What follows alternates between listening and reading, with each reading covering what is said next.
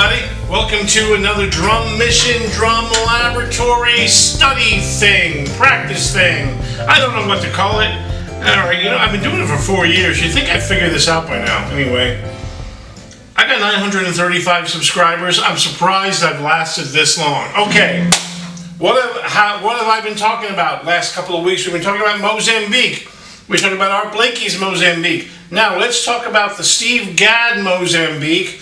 The one, specifically the one he does in the Paul Simon tune, Late in the Evening, okay? And Gadd has admitted, and I look for it because I've seen him say it on clinics, and I've seen it on YouTube, and I couldn't find the clip, otherwise I'd post it for you.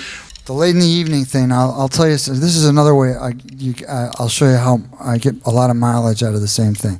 Where he talks about this pattern that he likes to do and how much mileage he's got out of it. He uses it in a lot of different forms and genres and things like that. But let's talk about it in the context of Late in the Evening, and if you get this, this will open a lot of doors for you that maybe weren't open before.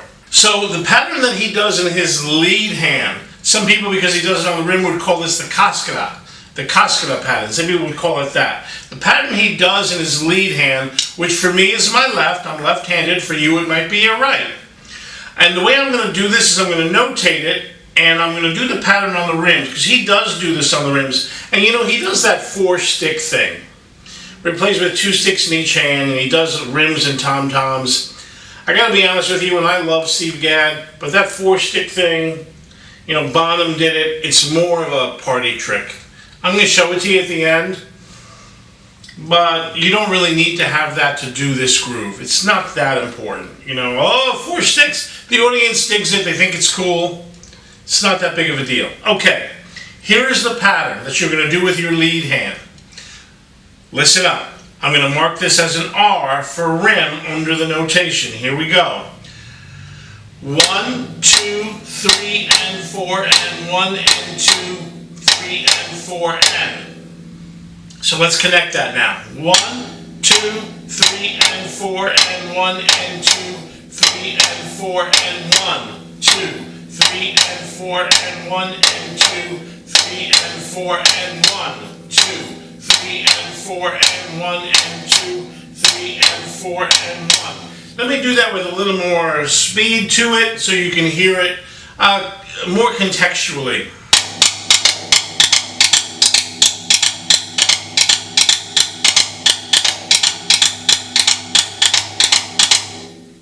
All right, now you can hear that Mozambique, that African rhythm coming through. Okay, so the next thing that Steve does is he fills in all the blanks.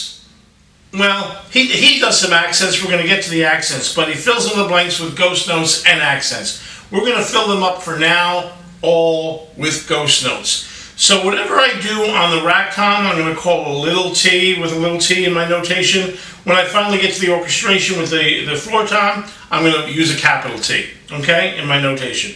So here we go, nice and slowly again, very slow. I'm going to do it very quietly here. We don't use the snare on this at all. Gadd in that whole tune just uses the snare more as fills. He doesn't use it in the groove. So here we go. Here's the tom-tom filling in. 1 and 2 and 3 and 4 and 1 and 2 and 3 and 4 and. Let's loop it.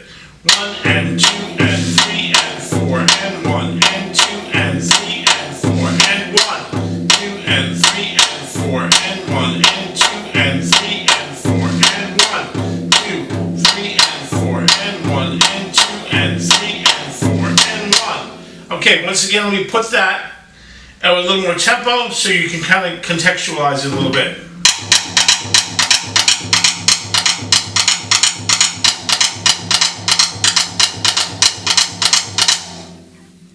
And that's the first thing you want to get down. You want to get that down so you're very comfortable with it.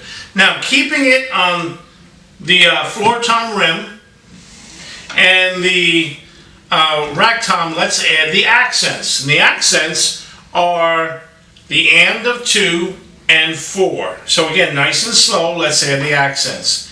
1 and 2 and 3 and 4 and 1 and 2 and 3 and 4 and 1 and 2 and 3 and 4 and 1 and 3 and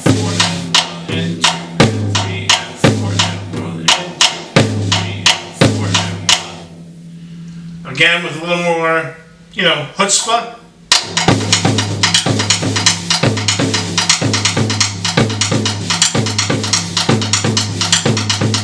And that's pretty cool like that. That's cool like that. So now we add our feet. And when you're going to practice this, practice with your lead hand and the feet first, without the tom added in. But the feet are just 4 on the floor. Now, Gadd varies this a little bit. All of this, by the way, all that I've shown you, Gadd does not play religiously. It's not the exact same thing bar for bar. He messes around with it a little bit. For example, in his feet, he does pretty much 1, 2, 3, 4 with both bass drum and hi-hat. And in my notation, it'll be K and H for bass drum and hi-hat. But sometimes he does it this way.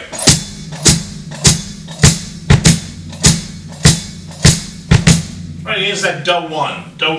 And to be honest with you, when I play this song, a lot of times I leave out that last note of the lead hand Mozambique pattern and do it on the bass drum as a do one. I just like the way that feels better. So once you get this, make it your own. And Gadd does it that way a lot in the tune. So, I'm not really cheating, I'm just doing it Glenn's way. All right, so not too fast. I'm going to go back and forth the way he does it, slower than the recorded tempo. And he likes to do the and of 2 here and the 4 here. And I think actually he's doing a lot of it here and here on the other rack tom he has. And then he does, like every other bar, he does it on the floor tom. I don't have that available to me, so I'm not going to do that. I'm just going to go back and forth. Okay, here we go. This is with everything. My feet 4 on the floor. By the way, side note, man, you just practice, getting your pattern good with the feet, getting your hands good, and then putting it all together. You do piece by piece by piece till you're comfortable. So here we go. Not too quick. Not too quick. Here we go.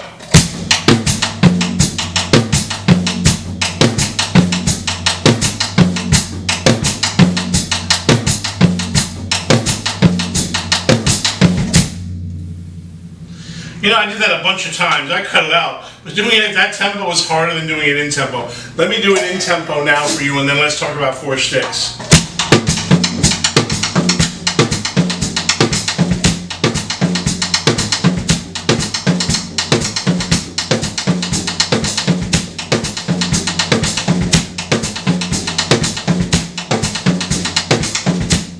I love that groove. I love that groove. Much easier to play it at that tempo than at the slower tempo I was showing you at, which is actually a fault of my own. It's a fault of my own. I should be able to do it at the slower tempos, but you get used to doing something a certain way and your body learns habits. Anyway, let's talk about 4 sticks, and then I'll close with it with my headphones on. I'll play with the tune. We'll say good night, because it is getting close to nighttime now. Because I don't want to let you hear the tune because I got a copy strike last week from Billy Joel. Thanks, Billy. All right, we're talking about 4 sticks. Bonham did it, Gadd did it. A lot of folks like to do it. So there's 2 ways to go about this. Like I said, this is more of a party trick than anything else. Folks dig it. And the story goes, and I'll really try to find the clip. If I didn't, you won't see it. If I do, you'll see it. Gadd talks about how they wanted to have 2 drummers. I use 4 sticks to make it sound like more than one guy. And the sticking is the same, is real close to the Mozambique. So it's...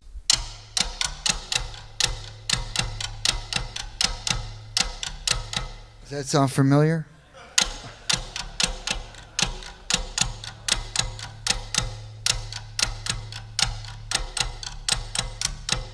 And then Gadd decided to do the 4-stick thing to give that clickety-clack sound, the sticks kind of hitting together, making it sound like 2 drummers. So let me show you the 2 ways.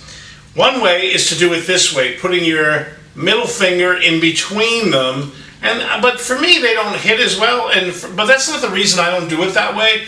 I don't do it that way because I end up squeezing too tight, and my finger ends up hurting. And then for the rest of the night, I have a hard time playing. So I do it this way. whatever works for you, that's fine. Like I said, it's not that big of a deal. You don't really need it to do the groove the right way. It's more of a thing where you do it and the audience sees it and they think, oh, how cool, he's playing with four sticks. Woo, trick is the better word. And I love Gadd. I love Gadd. But like I said, it's more of a party trick. It's kind of cool. But we're going to close with this. Please support the channel. Please support the channel. People are watching it and they're digging it, and I'm getting great compliments. But we need your support to keep going. $1, $2, $3, and I'm going to try to write that book for you. Although, if you have a suggestion on what you think I should write, let me know. Should I do a pad thing or a set thing? I don't know. What are you interested in seeing? I want to do something that's about the nuts and bolts, about getting the gig, about digging the trenches. But I don't know. Anyway, let me take you out with this. I got it up on the phone here. I'm probably going to cut some of this out and we're going to go right to me having it. All right, with the record. Here we go.